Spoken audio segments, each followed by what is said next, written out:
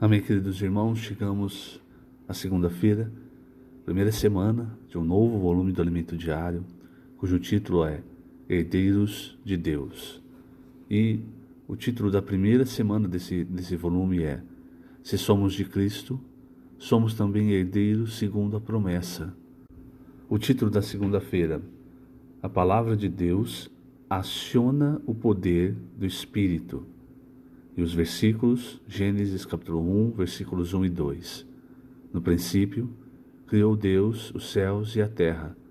A terra, porém, estava sem forma e vazia. Havia trevas sobre a face do abismo e o Espírito de Deus pairava por sobre as águas. Senhor Jesus, obrigado, Senhor. Nós te agradecemos por levantarmos. Sem a tua misericórdia, seríamos consumidos. Se o Senhor pensasse apenas em si mesmo e recolhesse para si o seu espírito, o seu sopro, todos nós expiraríamos. Mas, pelo contrário, o Senhor, dia após dia, tem nos dado a tua palavra, que é cheia de espírito, cheia de vida, para que nós também sejamos cheios do espírito, cheios da tua vida. E é isso, Senhor, que nós queremos aprender, a ser guiados pelo Espírito, não por nossa capacidade ou conhecimento, a sermos cheios de vida, não de religiosidade. Ensina-nos, Senhor, dia após dia esse caminho, que a sua palavra seja inculcada em nossos corações, para que cada vez mais nós possamos entender e praticar que tudo vem de Ti, que tudo é iniciado por Tua palavra e que tudo é feito pelo Teu Espírito. Nada vem de nós. Somos vasos para expressar a Tua glória, ferramentas para que o Senhor trabalhe, para que o Senhor faça a obra. Obrigado, Senhor. Jesus é o nosso Senhor. Muito bem, queridos irmãos, conforme nós caminhamos no livro de Gálatas, conduzidos pelo Espírito Santo, recebendo a palavra profética para nos ajudar, para nos clarear, para que nós vejamos claramente a vontade de Deus e o caminho para o reino. Então, conforme nós caminhamos nesse livro de Gálatas, nós percebemos, irmãos, que já desde muito tempo o homem ele tenta fazer as coisas para Deus com a sua própria capacidade, oferecendo a Deus a sua astúcia, a sua inteligência. Ou seja, desde muito tempo o homem ele procura se aperfeiçoar na carne, ao invés de seguir a palavra de Deus. Então, o pano de fundo que nós vemos em Gálatas são os judaizantes, descendo, espalhando um outro evangelho para os Gálatas e para todas as igrejas gentias, inclusive para Jerusalém, a primeira igreja, uma igreja que crescia saudável no ensinamento dos apóstolos, mas depois se desviou. Então, esse outro evangelho que fazia com que os irmãos voltassem, caíssem da graça e voltassem para a lei, para se aperfeiçoar na carne, que é o que Paulo nos mostra, principalmente no capítulo 3. E veja, como eu falei, isso é algo que desde o começo, desde a segunda geração da humanidade, a gente já vê na história de Caim e Abel. Mas veja, antes de dar esse exemplo, eu quero ler 2 trechos aqui da página 5 do Alimento Diário, que reforçam esse sentimento de que é a palavra e a nossa obediência à palavra que contam para que a obra de Deus seja feita, cheia de espírito, cheia de vida. Então, no segundo parágrafo da página 5, diz: temos a segurança de que Deus governa a sua igreja por meio de sua palavra. Pouco a pouco, tudo está sendo colocado em ordem, conforme aprendemos com Neemias. Vou fazer um parênteses, Se você se lembra das mensagens, de quando nós ouvimos sobre o livro de Neemias, como sucessivamente as coisas foram acontecendo, a reconstrução dos muros, e aí, lógico, com muitas adversidades, e depois de tudo pronto, o Senhor foi, passo a passo, foi colocando as coisas em ordem. e assim também com a igreja. Então, voltando aqui ao alimento diário, percebemos que a obra de Deus não acontece por nosso esforço ou capacidade, mas por sua palavra, que dá direção e o poder para acionar o Espírito a fim de operar milagres. Assim estamos contentes e avançamos para uma nova fase, uma nova etapa da obra do Senhor. Para isso, precisamos aplicar a nossa fé, ter mais ousadia e permitir que o Espírito haja fora da caixa, fora do convencional. Devemos romper nossas limitações para que o Senhor tenha liberdade de avançar muito mais rapidamente. Isso aqui, irmãos, é muito rico. Eu vou compartilhar, o meu sentimento a respeito. Por quê? Normalmente, às vezes até sem perceber, nós confiamos na nossa capacidade e até na nossa incapacidade, não é? Por exemplo, vou dar um exemplo, não é? Que acontece às vezes. Você tem um amigo, aí você pensa assim, eu posso pregar o evangelho para ele, eu conheço ele faz tempo, eu sei, eu tenho argumentos fortes, eu posso convencê-lo a crer no Senhor. Mas já aquele ali, aquele outro, eu já não conheço, aí eu já não sei o que eu posso falar, como eu posso convencê-lo a crer no Senhor. Você percebe, muitas vezes nós pensamos assim, muitas vezes nós pensamos nos argumentos que nós vamos usar para convencer as pessoas, e quando nós não nos sentimos tão capazes de convencer as pessoas, nós nos retraímos, nós não pregamos o Evangelho. Isso é confiar, no primeiro exemplo, na nossa capacidade. Você conhece a pessoa, você sabe, você tem argumentos, você sabe que aquela pessoa vai receber os seus argumentos, e no segundo exemplo, você não sabe se a pessoa vai receber os seus argumentos, então você não prega. Por quê? Você não tem capacidade de argumentar com aquela pessoa. Isso é confiar na nossa capacidade e na nossa incapacidade. Quando na verdade, irmãos, o que nós precisamos, como está mostrando aqui, é aplicar a nossa fé, para que, permitindo que o Espírito haja tem essa expressão fora da caixa. O que é isso? É fora do convencional, é fora do que você espera. Quantas vezes nós oramos e dizemos para o Espírito, para Deus, como Deus deve fazer, de que maneira Ele deve agir? Nós damos detalhes olha, faça dessa forma, Senhor. Ou então, se não for da sua vontade, faça isso, faça daquilo. Então nós colocamos o Espírito dentro de uma caixa, da caixa da nossa mente, da nossa capacidade, do que, entende? E nós nunca temos experiências reais com o Espírito, como quando o Senhor falou para Nicodemos. Como é que é aquele que é nascido de Deus? É como o vento. Ele não sabe, o vento você não sabe para onde vem, para onde vai. Assim é o Espírito.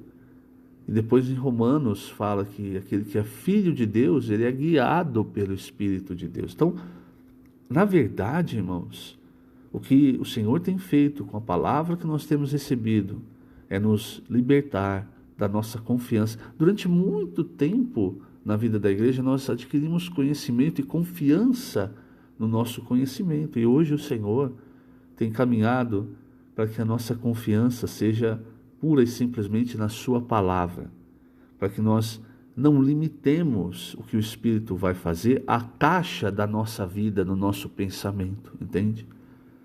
E continuando, eu quero ainda ler o último parágrafo da página 5.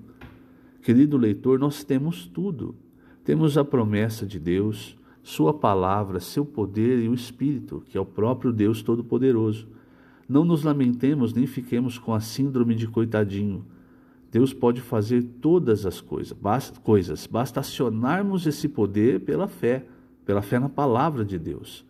Aqueles que acompanham a palavra se tornam fortes, permitindo que Deus faça muitos milagres entre nós. Isso acontece ao confiarmos na palavra, crendo em seu poder, não em nossa capacidade, como o apóstolo Paulo nos diz em 2 Coríntios 4:7. Temos, porém, este tesouro em vasos de barro, para que a excelência do poder seja de Deus e não de nós. Declaramos a emancipação de todas as igrejas com síndrome de coitadinha, vamos trabalhar para o Senhor, vamos ousar mais no Espírito do Deus Todo-Poderoso e confiar no poder da palavra. Por quê, irmãos? Porque muitas vezes somos nós que limitamos as ações do Espírito na nossa vida, na nossa família, na igreja. Exatamente, porque nós queremos colocar o Espírito dentro de uma caixa. Isso aqui eu não posso fazer, porque eu tenho essa obrigação. Eu não posso fazer tal coisa, porque eu tenho aqui. Então a gente limita. E na verdade, irmãos, como eu disse, o que o Senhor tem, de acordo com essa palavra, Ele tem tentado nos tirar dessas limitações para confiar plenamente no Espírito, na palavra. Eu falei do exemplo de Caim e Abel. Se você notar, já desde o começo, desde a queda, o homem tenta se aperfeiçoar pela carne. Quando chegou o momento de oferecer algo a Deus, o que a Bíblia diz? Que Caim ofereceu do fruto do seu trabalho, como que querendo mostrar, olha aqui, o Senhor amaldiçoou a terra, mas olha o que eu consigo fazer. Essa oferta, essa obra de Caim, ela não é aceita por Deus. Às vezes ela é volumosa, ela é bonita, mas se você pega Mateus 7, ali é claro, não é uma pessoa falando, mas Senhor, eu expulsei demônios, eu profetizei, eu fiz isso, fiz aquilo, mas foi fora da palavra, fora da vontade de Deus, como uma obra própria, como um operar da própria carne, da própria força. E aí você pega o exemplo de Abel. Quando Abel ouviu que a partir daquele momento, para que o homem tivesse a presença de Deus, era necessário sacrifício, sangue de cordeiros, de ovelhas, ele se tornou um pastor. Ele agiu, ele moldou a sua vida de acordo com a palavra de Deus e a necessidade, naquele momento, a necessidade do homem para ter a presença de Deus era o sangue. Então veja, um moldou a sua vida de acordo com a palavra. Na hora de oferecer a Deus, Deus se agradou. O outro esforçou-se com a sua capacidade, pela sua ideia de que Deus vai se agradar. É o que Paulo tentou dizer para os Gálatas. Em Gálatas 3, versículo 2, ele disse: quero apenas saber isso de vós. Recebestes o Espírito pelas obras da lei ou pela pregação da fé? Até na mensagem, o nosso irmão Pedro ele fala, vou parafrasear, você recebeu o Espírito pelo seu esforço próprio, pela sua capacidade, pela sua inteligência ou pelo ouvir da fé? Versículo 5, aquele, pois, que vos concede o Espírito e que opera milagres entre vós, porventura o faz pelas obras da lei ou pelo ouvir da fé? Pregação da fé ou ouvir da fé. Quer dizer, não é o seu esforço, não é as obras boas que você e eu, nós podemos fazer, que faz com que o Espírito haja. É a nossa fé. E aí, no alimento diário, ainda nós temos o exemplo do que acontece em Gênesis 1. Ali em Gênesis 1, nós ouvimos essa última mensagem, né? Como a situação estava caótica entre o versículo 1 e o versículo 2 de Gênesis, não é? Então, Gênesis 1, Deus criou no princípio céus e terra, algo aconteceu e a terra se tornou vazia, sem forma, cheia de trevas. Mas algo acontece ainda no final do versículo 2. Apesar desse contexto todo negativo, o Espírito de Deus pairava por sobre as águas. E aí, irmãos, veja, a palavra de Deus aciona o poder do Espírito. Por quê? Porque a partir do versículo 3, você vê, disse Deus, aqui no versículo 3, haja luz. Então a palavra sai. O Espírito está esperando. Então quando a palavra saiu, haja luz, o Espírito fez, houve luz. É assim a obra de Deus, irmãos. Quando a palavra de Deus sai, lembra de Isaías 55? Ela não volta vazia. Por quê? Porque a partir do momento que a palavra de Deus sai, o Espírito começa a trabalhar. E o que de nós Deus espera? Deus espera a fé, um coração bom, não é? Lá você vê em Isaías 55, tomando esse exemplo, a chuva, que representa a palavra, ela desce, e aí ela, quando toca o solo, quando ela ela produz algo, ela produz semente e pão. Mas por quê? Porque esse solo, ele é como o quarto solo de Mateus 13, ele é um solo bom, um coração que recebe a palavra de Deus com o ouvir da fé, cheio de fé. Ele não está duro, ele não tem espinhos, ele não tem pedras. Se isso durante a nossa vida começa a acontecer, nós precisamos tratar o nosso coração, porque é pela palavra de Deus que o Espírito age quando ela encontra um coração, um solo bom, como aquele quarto solo, um coração cheio de fé, que vai seguir a palavra com fé. Quando ele encontra esse coração, a obra de Deus é feita. E se você se lembrar, quando nós estudamos há semanas atrás, a primeira epístola de Pedro, a segunda epístola de Pedro, na segunda epístola, logo no começo, é nos dito que nós recebemos do Senhor fé igualmente preciosa. Você se lembra? Quando nós vimos isso, conosco obtiveram fé igualmente preciosa, do primeiro versículo de 2 Pedro, é comparado àquele lote de terra que o povo de Israel recebeu, cada família recebeu quando entrou na boa terra. Então, a fé que nós recebemos é igual, ninguém recebeu mais ou menos fé. A questão é o quanto essa terra é trabalhada, o quanto o nosso coração está recebendo a palavra e permitindo que o Espírito haja. Não olhe para outros irmãos e fale, mas ele é melhor, porque ele tem uma situação melhor, ou porque ele é mais inteligente, ou por causa disso, por causa daquilo. Não, com Deus não é assim. Todos nós recebemos fé igualmente preciosa. A partir de então, como nós trabalhamos nessa terra? Como nós lidamos com a palavra de Deus que nós ouvimos? Uma palavra cheia de espírito, cheia de vida. Se ela chega no nosso coração está cheio de pedras, ela não se aprofunda, não cria raiz. Se está cheio de espinhos, ela morre, ela é sufocada.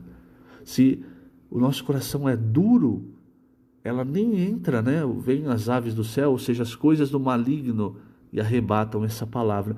Mas se o nosso nosso coração é um coração cheio de fé, o Espírito pode agir fora da caixa. O Espírito pode então fazer as coisas, a obra de Deus acontecer. Que o Senhor te abençoe grandemente nesse dia.